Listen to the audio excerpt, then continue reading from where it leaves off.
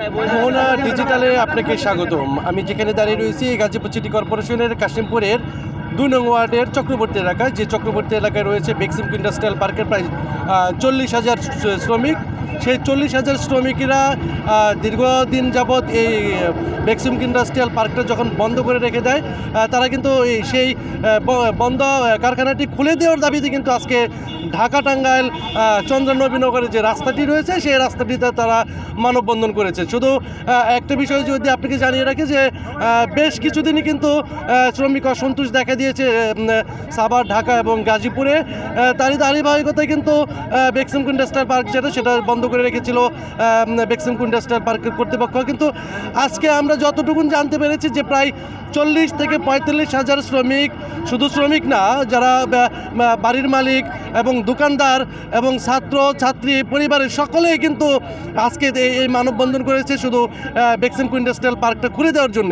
আমি দেখেছি যে ঢাকা টাঙ্গাইল মহাসড়কতে নবীনগর থেকে চন্দ্রা পর্যন্ত প্রায় জায়গাটাই কিন্তু তারা এই মানববন্ধনে অংশগ্রহণ করেছে। আমি যদি একটু দেখানোর চেষ্টা করি যে ছোট ছোট যে বাচ্চাগুলো রয়েছে সেই বাচ্চাগুলো সাথে করে নিয়ে কিন্তু তারা এই মানববন্ধনে যোগ দিয়েছে। যে তাদের আমি যদি একটা ব্যানার দেখানোর চেষ্টা করি, যে ব্যানারে লেখা আছে আমার বাবার চাকরি ফিরিয়ে দিন, তাহলে এটাই বোঝা যাচ্ছে যে তারা কতটা কষ্টে দিন পার করতেছেন।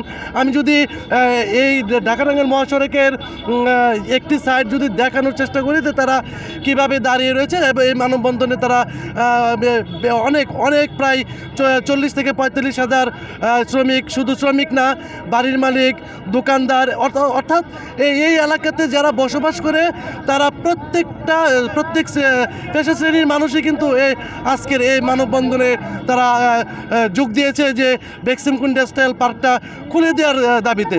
আমরা বিভিন্ন শ্রমিকদের সাথে কথা বলেছি, তারা যেমনটি বলেছেন যে তাদের খাবারের সমস্যা, তাদের যে পরিবারের বাপ মা রয়েছে তাদের চিকিৎসার ক্ষেত্রেও কিন্তু তাদের ব্যাপক অসুবিধা হয়ে যাচ্ছে। আমি যদি একজন শ্রমিকের সাথে একটু কথা বলে জানার চেষ্টা করব যে এই মানববন্ধনে আসলে তারা কি বলতে চাচ্ছে।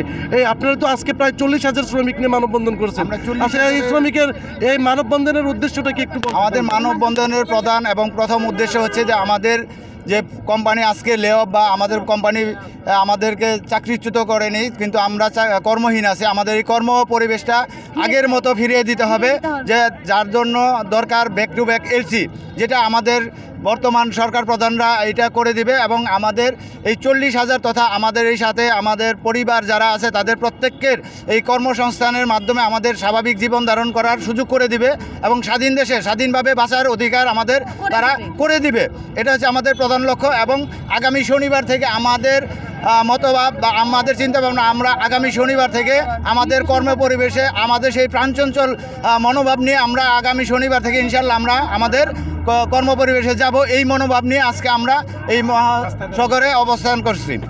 যেমন বলেছিলেন একজন শ্রমিক যে তাদের আগামী শনিবার থেকে তারা এই বেক্সিমকো কারখানাটি খুলে দেবে এবং বেক্সিমকো কারখানার যে আগের যে অবস্থা সেই অবস্থায় ফিরিয়ে আনবে, এমনটি তেমনি প্রত্যাশা করেছেন। আমি একজন যদি একটি শিশু বাচ্চা নিয়ে আসছি, তার মা, আমি এই শিশু বাচ্চাটির মার সাথে কথা বলবো যে আপনি আজকে কেন এই মানববন্ধনে আসছেন, কি জন্য আসছেন? আমরা চাই বেক্সিমকোতে এসে আগের মতো সুন্দর শৃঙ্খলাভাবে যেন বেক্সিমকো খুলে দেওয়া হয়।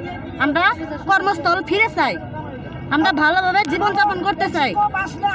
আপনার এখানে কে চাকরি করে বেক্সিমকো ইন্ডাস্ট্রি? আমরা চাকরিজীবীতে, আমরা চাকরি, আমার মা আছে, আমরা আছি, আমাদের বোন আছে, ভাই আছে, বাবা আছে, সবাই আমরা চাকরিজীবী, সবাই চাকরি করি। আচ্ছা, যেমনটি বলেছিলেন যে তাদের পরিবারে অনেকেই এই বেক্সিমকো ইন্ডাস্ট্রিয়াল পার্কে চাকরি করেন।